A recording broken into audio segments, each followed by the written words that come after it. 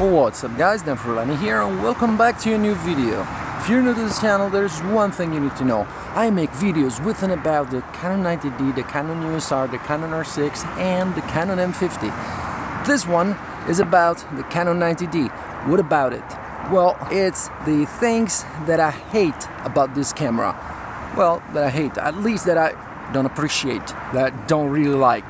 So don't get me wrong, this camera is fantastic. I love it, and even though I have also the Canon USR and the Canon R6 and I use the Canon R6 as my primary camera, I never leave the 90D behind for both my YouTube videos and my professional works. But let's see, what's wrong with this camera?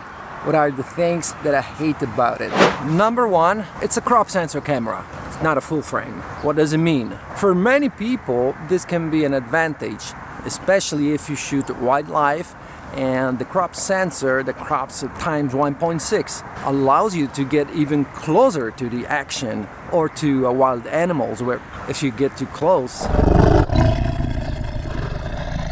it might be dangerous. But for many other situations, like in my case for example, where I film myself a lot, or like when I have to film and fit many people in frame, like at an event or something, that's kind of difficult to do because of the crop sensor. In many cases we need a really wide lens, like a wide angle. Like in this case for example, I'm using the 10 to 18 millimeters, an EFS lens that allows me to get the field of view that you see right now. So I can include so much stuff, so many things in frame.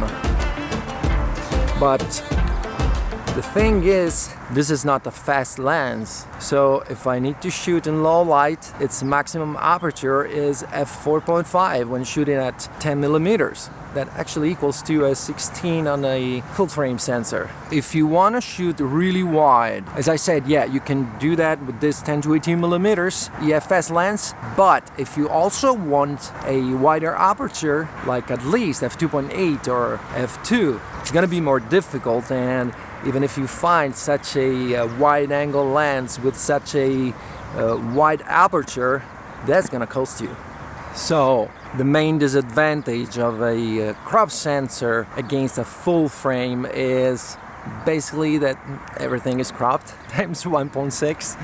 On one side is good, that on this camera you can use all EF and EFS lenses, but even when you use EF lenses, you get the crop. So even when I use the 16 to 35 millimeters EF, it doesn't look like a 16 millimeters when at 16 millimeters, but rather like 28-ish. Let me check.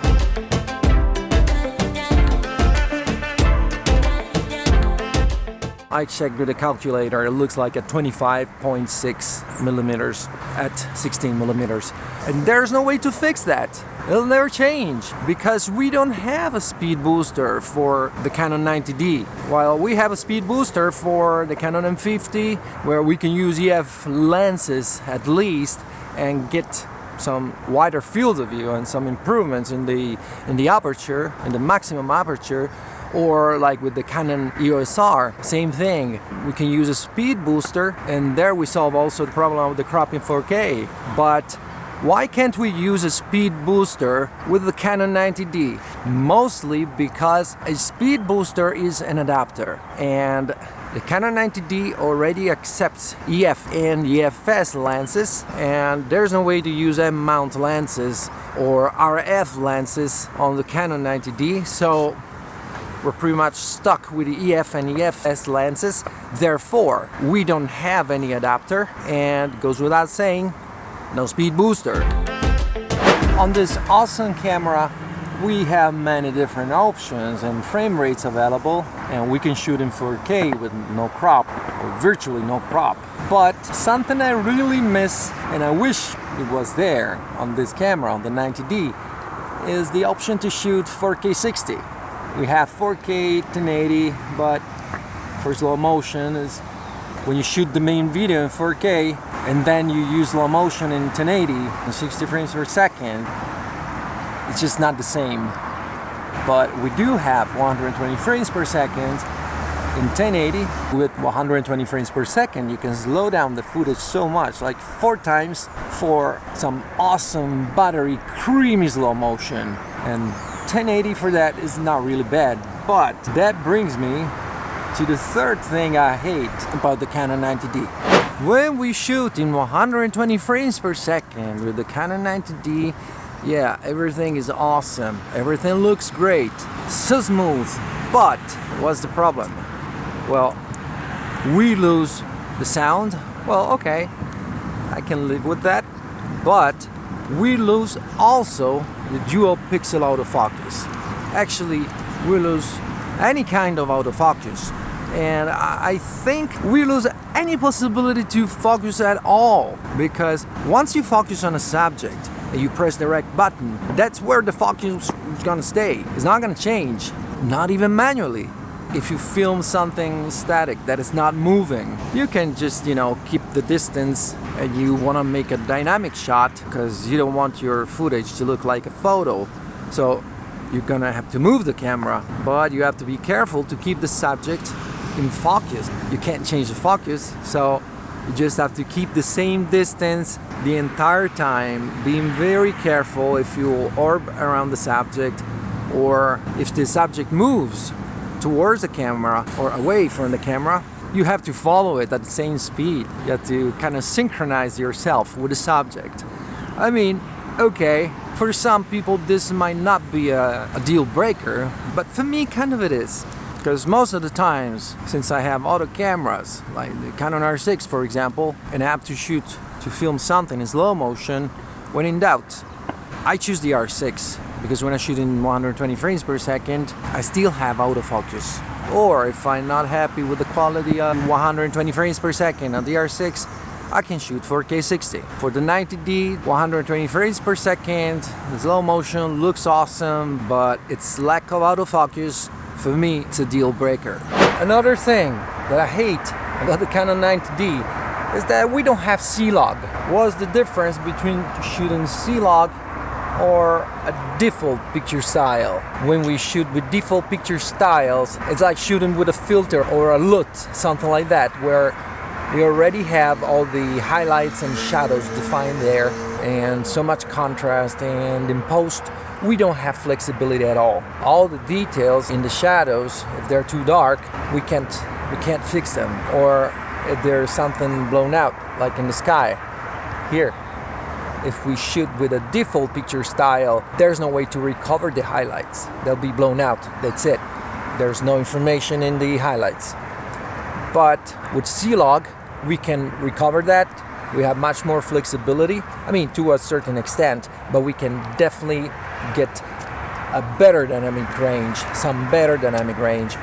That's something we can't achieve with default picture style. When we use CLog, we get the most out of the dynamic range of the camera, and also the colors and everything. I love CLog. On the Canon EOS R I have CLog, on the Canon R6 I have CLog and CLog 3, and they're just great. But on the Canon 90D I don't have it, so I have to make things do. The solution on the 90D is to either use the neutral profile and modify it a bit, like entering in the settings and bringing all the values down so we get the profile like as flat as possible, or we can download and install Technicolor CineStyle, which is a kind of a flat profile. It's not as good as CLog, I'm telling you, but better than nothing.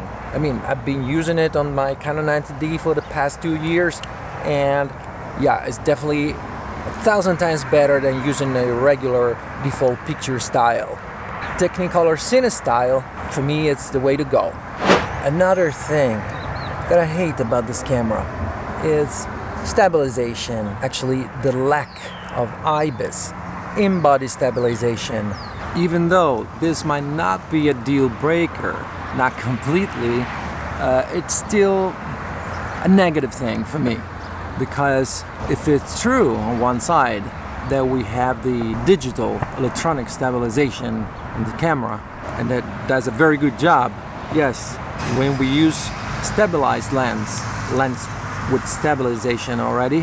When we use a lens that doesn't have stabilization, well, digital stabilization of the camera is, you know, better than nothing, but definitely not as good as the IBIS would be.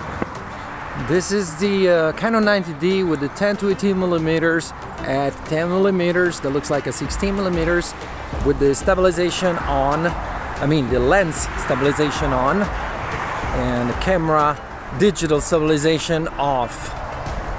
And this is the result we get with a stabilized lens.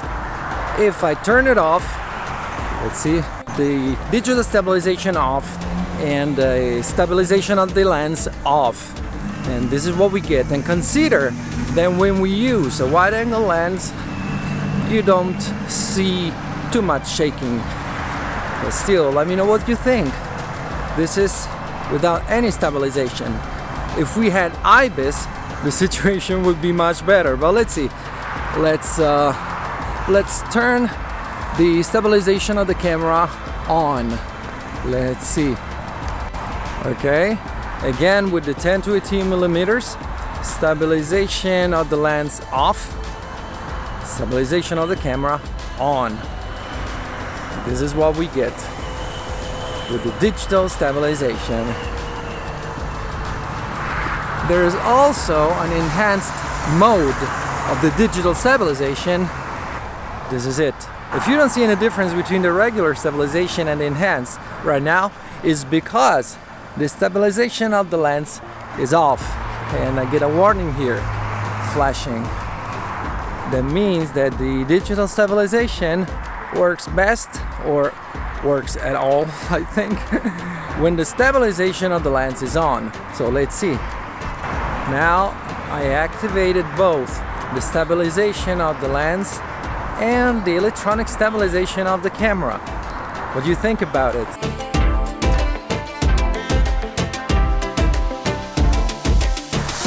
And this is the enhanced. It might be more stable, but it crops way too much. All right, back to stabilization of the lens and regular stabilization on the Canon 90D. So, is it stable enough? Is it good enough? Or do I still regret not having IBIS on the Canon 90D? Let me tell you, I'd rather have a camera that allows me to get peace of mind that whatever happens, the footage is gonna be stable without too much shaking, no matter the lens I use. So when I use a camera that has IBIS, I don't really need to activate the electronic stabilization of the camera. That gives a little bit more of a crop, and I don't really like that. But with the camera without IBIS, like the Canon 90D, when we use a lens without stabilization, if we do not activate the electronic stabilization of the camera, for sure it's gonna be shaky. I mean, as you've seen, when we use a very wide angle lens, we can get away with it, but with any other lens, any tighter lens like a 50 millimeters and 85 millimeters, there's no way to get any stable footage unless we activate at least the electronic stabilization. That doesn't always do a very good job, and it's definitely not gonna do much with the 50 millimeters, not to mention an 85 millimeters or 100, the 135 millimeters and so on. But again, I love this camera, so this is another flaw, another con that I can live with. Just have to remember, whenever I want to shoot handheld with this camera, I have to keep in mind and remember that I shouldn't drink too much coffee. There's also another thing that I didn't think about in the beginning, because it's probably just my camera, or I don't know, because I wanted to make a video on how to download and install Technicolor CineStyle on the Canon 90D, but I couldn't. I mean, I'm still trying to figure it out, but I haven't given up. I'll keep trying, but there's some connectivity issue. Like when I try to connect the Canon 90D to my computer, Canon EOS utility, the Canon utility thing, doesn't recognize the camera. I mean, and I think I've done everything correctly, but the reason why I'm not reporting this to you, I'm not mentioning it like officially, like one thing that I hate objectively of this camera is because I was able to do that when I bought this camera. It was working fine. I was able to connect it to my computer, but now for some reasons, not anymore. It might be just my camera. Let me know in the comments down below if you are experiencing the same issues, or if you fix it, even better, just let me know so I can do that and I can make a video about how to download and install Technicolor CineStyle on the Canon 90D. Alright, so I think I'm going to enjoy the rest of the day. I'm not gonna work out, it's my day off. I work out 6 days a week. Do I need to? Yeah. Is it too much? It depends, you know, different context, different goals, different body reactions, metabolism and thing. Complicated. I'm not gonna talk about it here on this channel. That's why I think I'm going to open a new channel where I will be able to talk about fitness and bodybuilding, nutrition and these kind of things. So stay tuned if you're into these kind of things. Anyways, I'm going to enjoy the rest of the day, stay with my family, and I really hope you enjoyed this video. If you did, smash the like button right now and subscribe if you haven't already. And I'll see you guys in the next video.